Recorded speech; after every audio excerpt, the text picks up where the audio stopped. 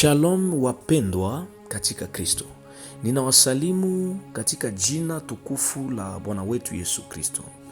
Mimi ni mtumishi wenu Dau Aksanti ambaye ninawajilia kwa njia ya hii mafundisho. Na ni mafundisho ya upekee ambayo najisikia ni kupelekee mwanaekreze mwenzangu. Sijue ni tangu mwisho ya mwaka hii inapita ya 2025 ndio nilikuwa nikihisi Bwana kuweka haya maneno kwenye moyo wangu, lakini najisikia sana niachilie kwako pia, naamini itakusaidia. Mada hii na kichwa nasema utoaji sadaka kwenye huduma ya uamsho wa saa ya mwisho. Utoaji sadaka kwenye huduma ya uamsho ya saa ya mwisho. Ndakuomba unipatie 30 minutes nipange vistari hivi. Haijalishi kama hatutamaliza, nitachukua seance ingine ambayo itatusaidia kuendelesha hivi vistari.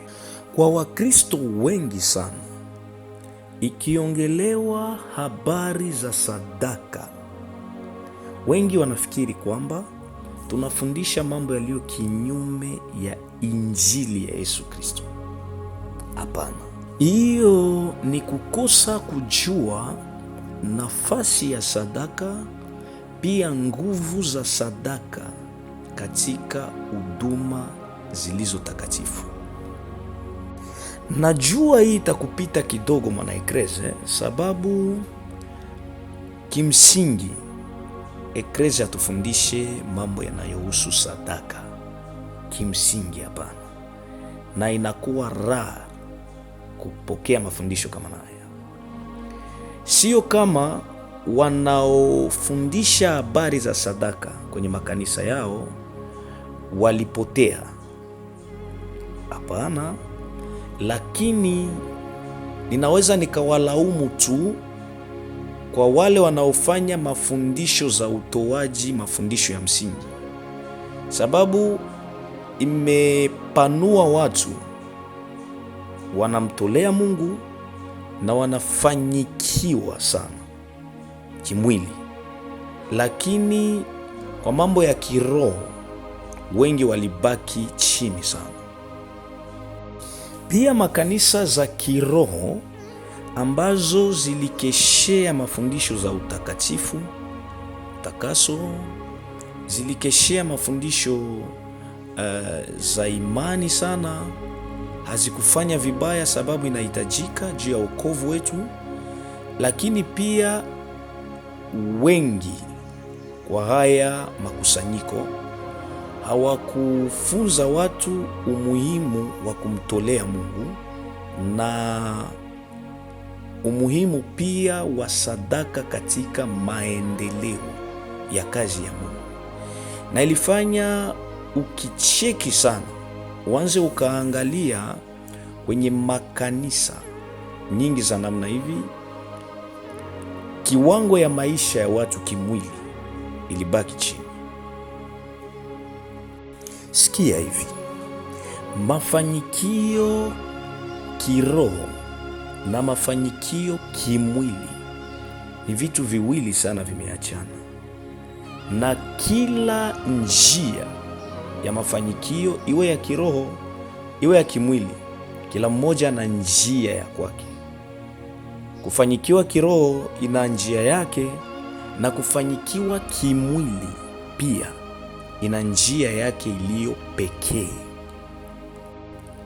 Hatufanyikiwe kimwili kwa kuomba sana, hatufanyikiwe kimwili kwa kuimba sana, hatufanyikiwe kimwili kwa kuhubiri sana, lakini mafanikio ya mwili ina njia iliyo tofauti, na mlango wake ni katika sadaka. Bien-aime, sadaka ni nini? Sadaka ni kitu chochote kile ambacho mwanadamu anaweza kapatia Mungu. Iwe sadaka iwe zabihu kama vile ilizungumziwa wakati wa kale. Ni kile chochote ambacho kwa mkono yako mwenyewe unakiamua, unakipelekea Mungu. Ya muhimu iwe kitu kia samani. Na hapo natakiwa ujue kama mwenye alitolea Mungu kihakika haiko mwenye alitia kwenye kapo ya sadaka $100 ama $1000. Mwenye alitolea Mungu ya kuconvaincre Mungu haiko mwenye alitia $10,000 mukitunga ya sadaka. Kuko mtu mwenye anaweza toa 2000 francs, lakini alitolea Mungu sadaka iliyo na samani. Na mwingine akatoa $1000, 10,000, lakini Mungu akaiona sadaka isiyokuwa na samani. Kumbuka ni Marko 12, njo Yesu iko kwenye hekalu, anaona watu wakija kutoa. Matajiri wanapita, Farisayo wanapita, aina yote ya watu inapita. Tena kuna wale walitoa sadaka nzito nzito, wakakubaliwa na makuhani, wakasema hawa ndio wanajua toa, hawa ndio watoaji kabisa, wanatoa hakika. Na ukipiga hesabu kwenye kapo ya sadaka, naona leo tumeona utoaji, watu wamejua kabisa kumtolea Mungu. Huyu ametoa hivi, huyu ametoa hivi, huyu ametoa hivi. Tunahesabu kabisa, si vibaya. Lakini Yesu alipofanya hesabu akasema hawa wote walipokuja kutoa, walitoa sababu wana mengi sana. Français anasema ils ont donné de leur superflu.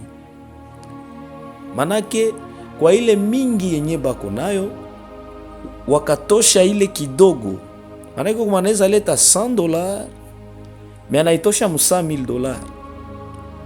Kuko mwenye mule mkitunga alitiaka ndani $2,000, mimi anaitosha $200,000. Jaribu kuangalia. Lakini Yesu akasema kuhusu huyu mjane, akasema huyu mwanamke mjane ametoa sana kuwapita hawa wengine wote,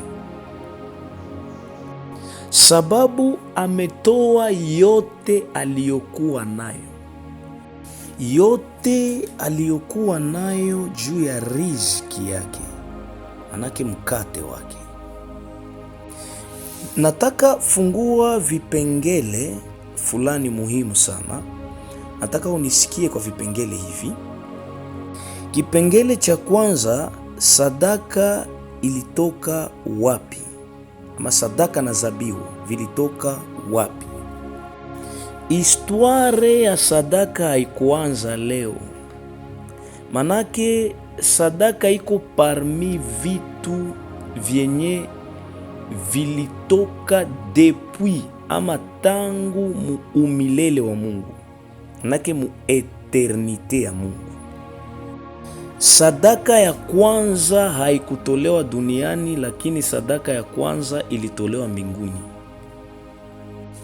Ufunuo 13:8 inasema, na watu wote wakaao juu ya nchi watamsujudu kila ambaye jina lake alikuandikwa katika kitabu cha uzima cha mwana kondoo aliyechinjwa tangu kuwekwa misingi ya dunia. Manake ile shairi ya Yohana 3:16 ambayo inasema, kwa maana Mungu alipenda ulimwengu hata akatoa mwana wake wa pekee. Ile kumtoa si hapo Yesu alipoonekana kwa mwili duniani kama vile Emanueli, lakini alitolewa tangu misingi za ulimwengu kuwekwa. Donc mtoaji sadaka wa kwanza mkubwa ni Mungu. Mungu akikwambia utoe, sio kwamba yeye hajui kutoa, lakini anakuambia kwa sababu ama kwa nia ya kutaka kuona, je, unajua ama unayo uwezo wa kutimiza utoaji kama yeye alivyoweza kutoa. Kipengele cha pili ni hali ya sadaka. Hali ya kwanza, sadaka inatakiwa iwe safi tena yenye thamani. Mungu alipokuwa anawafunza Israeli mambo ya utoaji sadaka na zabihu, kwa mambo mengi sana Mungu alisisitiza kabisa sadaka wanazozileta zisiwe na kilema chochote. Ni kama vile Kutoka 12 mstari wa 5 ukisoma, inaanza kwa mstari ile ya kwanza, ile tunaita aya yake inasema, mwanakondoo huyo asiwe na kilema chochote. Na ni shairi nyingi sana katika mafundisho ya Mungu juu ya Israeli kwa mambo yanayohusu sadaka na utoaji. Ni kusema Mungu aliwakataza, haiko juu ng'ombe, haiko juu ng'ombe, mbuzi ama kondoo isha teuka, imekuwa mgonjwa, inagonjwa sana, acha niipeleke hekaluni, niipelekee makuhani. Hapana, Mungu alikataa hiyo. Maana yake Mungu alitaka wamtolee sadaka ya heshima, na wewe mwenyewe unaikubali. Kama ukipata wageni wa heshima, kama vile wakati tunaenda kuoa, unatafuta mbuzi iliyo nzuri na unona tena yenye afya njema, ndio tunapeleka kwa mambo ya mawezi. Sasa Mungu alitaka atolewe ile ambayo ni ya heshima kupita zote. Hali ya pili ya sadaka ni sadaka nzito, sadaka ambayo ina pezi, yenye iko na pua, sadaka ambayo unaweza ukatolea mwenyewe, mutu mwenye unaheshimu.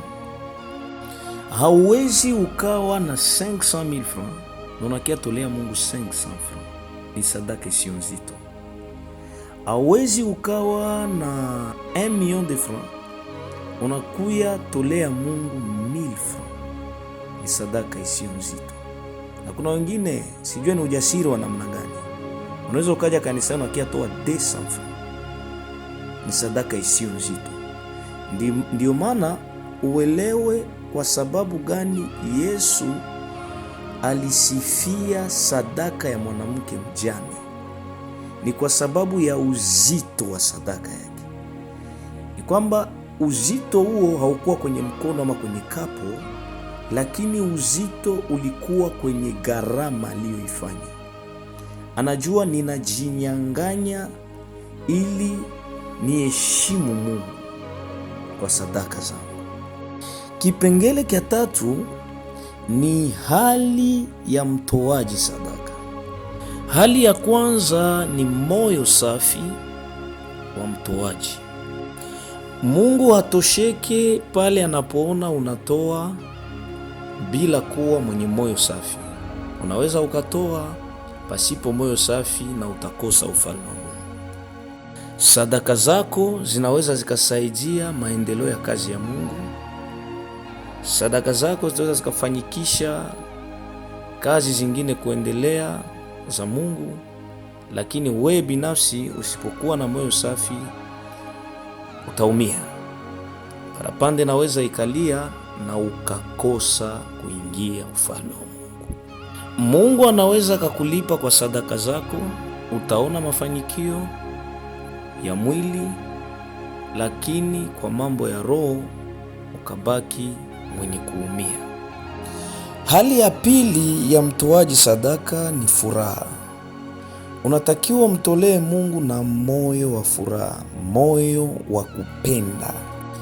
Unaweza ukatoa na maumivu nzio, sababu unaona uzito wa kujinyang'anya, inawezekana, lakini isikunyang'anye ama isikunyime furaha ya kumtolea Mungu.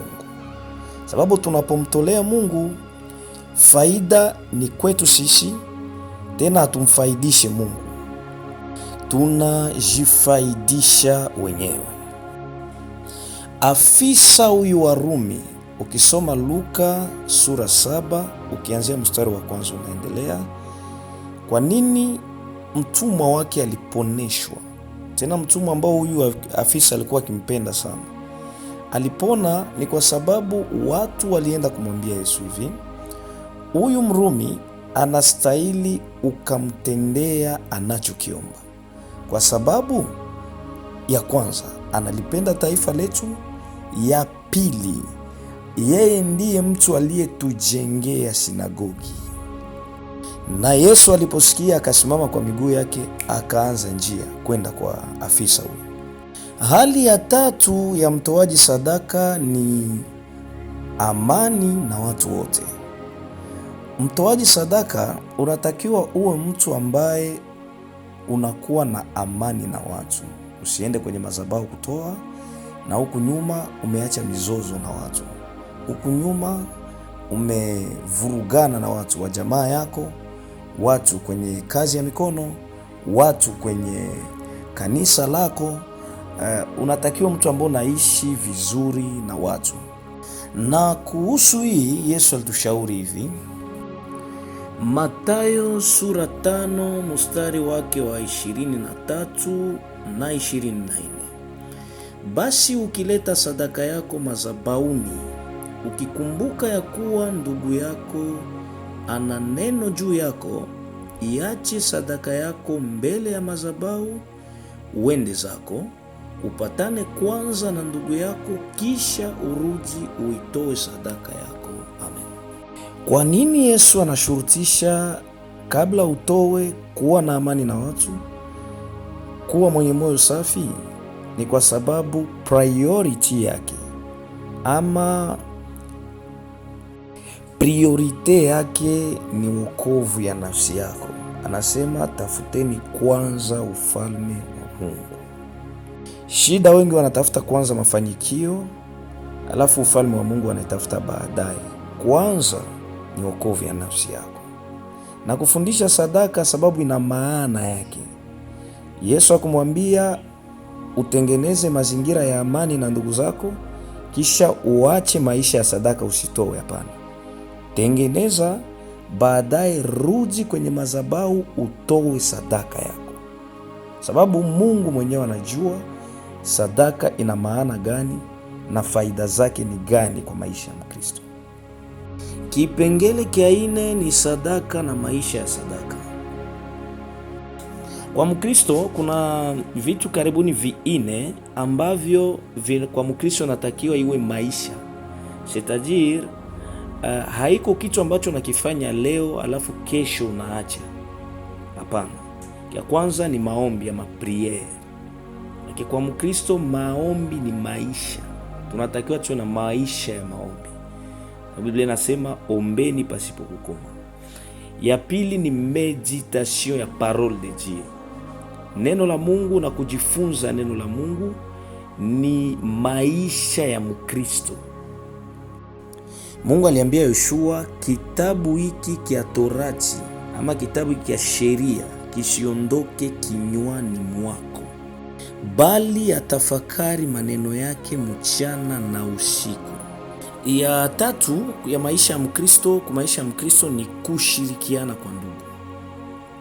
Ni hapo Mkristo mwenzako asikose chakula na huko. Ni hapo Mkristo mwenzako asikose vazi na huko, sababu mitume walijua kuishi hivi. Na sio kitu ambacho kanisani unakifanya leo unasema inatosha, kesho hautaifanya. Kwetu natakiwe maisha.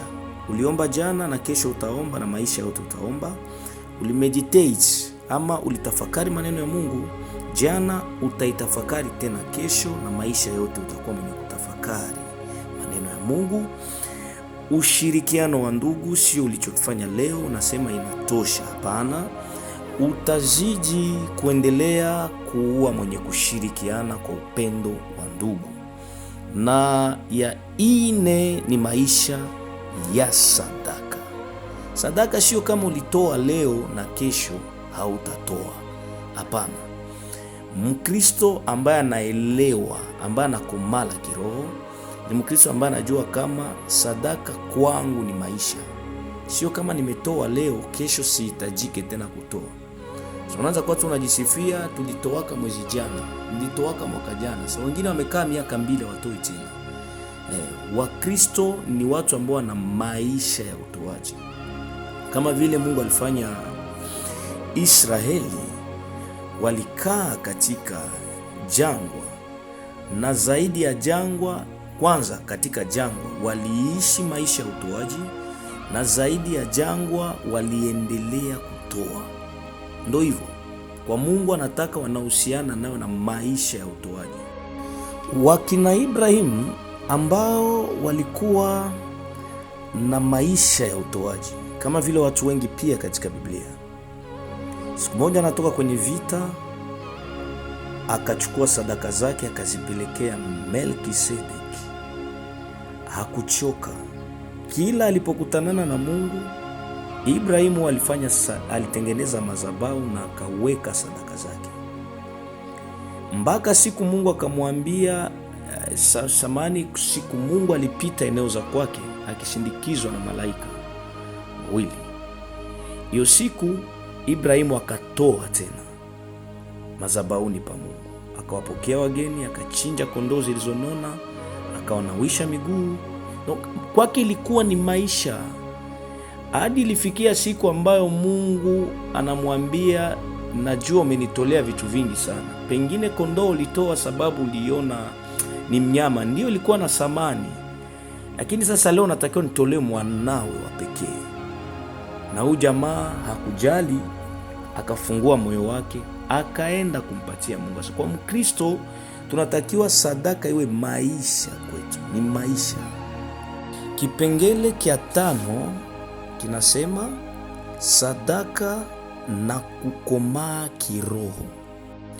Utoaji sadaka kwa Mkristo iko miongoni mwa alama, nasema vizuri, miongoni mwa alama ambazo zinajumlisha, ambazo zinaonyesha kama Mkristo amekomaa kiroho. Ni miongoni mwa alama, sababu alama kubwa na ya kwanza ya kukomaa kiroho ni kiwango ya Mkristo kujitenga na dhambi. Lakini utoaji sadaka ni miongoni mwa zile alama. Wakristo wengi sana, na mimi nataka unisikie kwa hii neno nataka kusema. Wakristo wengi sana tunakuwa na udhaifu mkubwa. C'est parce que, ama ni kwa sababu tumependa kungoya Mungu atupatie, sababu Mungu anasema ombeni mutapewa, tafuteni mtapata. Asa hiyo kuomba mtapewa ni ya wachanga wa kiroho. Mtu ambaye amekomaa kiroho hangoe Mungu ampe, lakini mwenyewe anatwala hatua na naenda mbele za Mungu kumpatia Mungu. Hiyo ni ya wale waliokomaa. Nikupe mfano hii itakusaidia. Angalia hata nyumbani, mzazi umezaa watoto. Kuna wale watoto ambao kufuatana na kimo yao ya miaka, bado ule mtoto angali anachunga kiote akatendewa na mzazi, kuuziwa vazi, na kile ambacho hajakipata atakwambia mzazi nipe. Na kuna ule mtoto ambaye kiwango yake ya kukomaa haijalishi miaka, ule mtoto anaweza kuwa anakuwa na miaka 15, wanaweza kuwa kana miaka 20 ama 20, lakini unashtuka ule mtoto anaenda anapambana na maisha, alipita hapa na pale, ananunua kitu na kuletea mzazi, anachukua pesa kidogo na kuletea mzazi. Sio kama mzazi utakataa sababu umepewa na mtoto, na unatakiwa uipokee na furaha, na ndani yako utakwambia kwamba huyu mtoto ni mtoto wangu, lakini ambaye amekomaa kiakili, amekuwa na maturity. Na ikiwa una mtoto ambaye ameendelea sana kimiaka, mtoto amekuwa na 30 ya miaka 40 chileo mpaka hivi, angali anasubiriaka mzazi ndio kamtendea jambo, jua huyo mtoto haijalishi miaka yake ni mchanga sana kupita. Ndio maana uelewe kwa sababu gani kuna wazazi ambaye anaweza karizisha mtoto wa miaka kidogo kwa wenzake na akaacha wale walio na miaka mengi zaidi. Hiyo ni kiwango cha upekee cha watu waliokomaa kiroho, cha watu walioelewa ni nini uhusiano na Mungu. Kipengele kia 6 ni sadaka na kumbukumbu zake, ama sadaka na souvenir zake. Bien-aime, sadaka haikufake na kumbukumbu za sadaka hazipoteake mbele za Mungu. Hata miaka ipite, ulitowaka ya 20 ans, sadaka ipoteake mbele ya Mungu. Na Mungu anasema hawezi kulala kamwe ama kubaki mdeni ya mtu. Hivi tu sadaka yako huwa umeishaiingiza ama unazoea kuiingiza kwenye madhabahu ya Mungu. Maana yake madhabahu ya Mungu munakaa souvenir, ama Mungu muko souvenir za sadaka zako. Mtumwa wa afisa wa Rumi alipona kutokana na kumbukumbu za sadaka za bwana wake. Kwenye kitabu cha Hesabu sura ya 10 mstari wa 10, Biblia inasema hivi: tena katika siku ya furaha yenu na katika sikukuu zenu zilizoamriwa na katika kuandama miezi kwenu, mtapiga hizo tarumbeta juu ya sadaka zenu za kuteketezwa na juu ya zabiu za sadaka zenu za amani, nazo zitakuwa kwenu ni ukumbusho mbele za Mungu wenu. Mimi ndimi Bwana Mungu wenu. Narudilia ile anasema, nazo zitakuwa kwenu ni ukumbusho mbele za Mungu wenu. Mimi ndimi Bwana Mungu wenu. Mu version française inasema, et elles vous mettront en souvenir devant votre Dieu. Inamaanisha kama sadaka tunazozipeleka madhabahuni pa Mungu azitembee bure. Hata miaka ingalipita, zinabakia souvenir mbele ya Mungu, zinabakia ukumbusho mbele za Mungu wetu. Kuko tu vitu vyenye hata ukuviombea utaviona na utaviishi. Kuko vitu vyenye hata ukujisusie ae vitajifungua na vitajileta. Haitokane na maombi uliyoomba, lakini inatokana na ukumbusho ya sadaka zako zinazokaa kwenye madhabahu ya Mungu. Ndiyo maana kukosa kutoa unajikosea. Kama wewe ni Mkristo ambaye hauna maisha ya sadaka, unajikosea sana. Kipengele kia 7, ulimwengu wa roho na milango zake. Sikia hivi, ulimwengu ya roho inaundwa na milango na madirisha. Manake hakuna kitu kenye unaweza ukapata dunia ya mwili, ikuwe kuinuliwa, ikuwe ndoa, ikuwe nyumba, gari, kyote ke unaweza pata, diplome, donc cheti, kila ke unaweza pata, akiwezi kikakufikia kama akikutoka katika malango ya ulimwengu ya roho.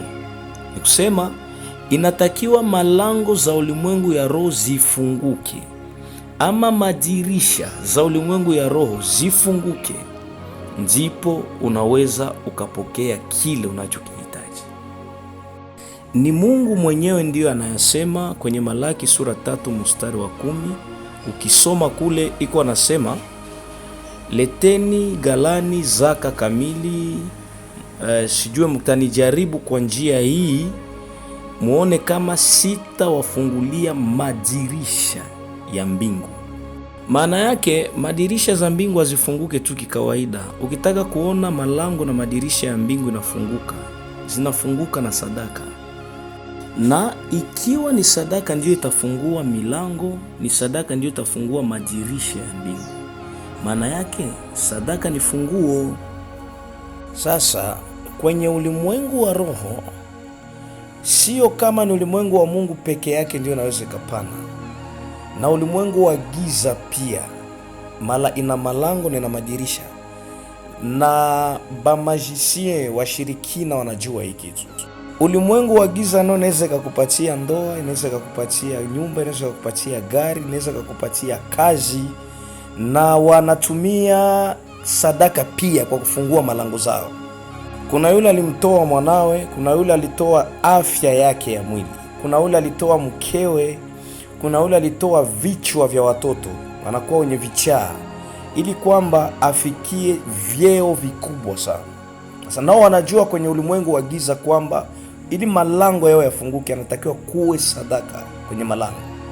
Ila tu utofauti na yale tunayapokea toka kwenye malango ya Mungu ni kwamba baraka za Mungu zinatajirisha na wala hazichangamane na mateso. Waliofanyikiwa na kupokea vitu toka kwenye malango ya giza wanaishi na maumivu mengi sana. Kuna wale ambao hawalale usiku, kuna wale wanawambia wakazini na vichaa usiku, kuna wale ambao wanalala kwenye machoo, kuna wale ambao wamemaliza viungo vya mwili vyao vimeoza. Sasa usitamani sana kupokea vitu visivyokuwa kwa njia ya malango ya Mungu. Ninaweka kistari hapa kwa leo, lakini tu jua tuko tunaongelea utoaji sadaka kwenye huduma ya uamsho wa saa ya mwisho. Muda ujao tutaweka vipengele vingine viwili ama vitatu, alafu tutaingia katika somo yetu. Mafundisho juu ya sadaka ni mafundisho marefu sana. Inaweza katuchukua hata mwaka mzima tukifunza, hata miaka 2 hata na miaka 5, sababu ni mafundisho marefu sana. Lakini nachukua yale ambayo naona muhimu kufuatana na yale ambayo nasikia Bwana kuiweka kwenye moyo wangu, ili upate kuijua. Na vipengele ambavyo nimevileta kwako ni ili upate kufahamu, ukuwe na vue d'ensemble, ujue kwa ujumla sadaka maana yake nini, na ikiongelewa sadaka unataka uelewe nini, inatoka wapi, inatembea namna gani. Ile ndio maana nimefanya ni kupelekea hii. Lakini nakuomba, ninakukaribisha kwa seance yetu ambayo itafuata, ama kwa deuxième partie, sehemu ya pili ya hii mafundisho. Acha nikuombea Mungu basi.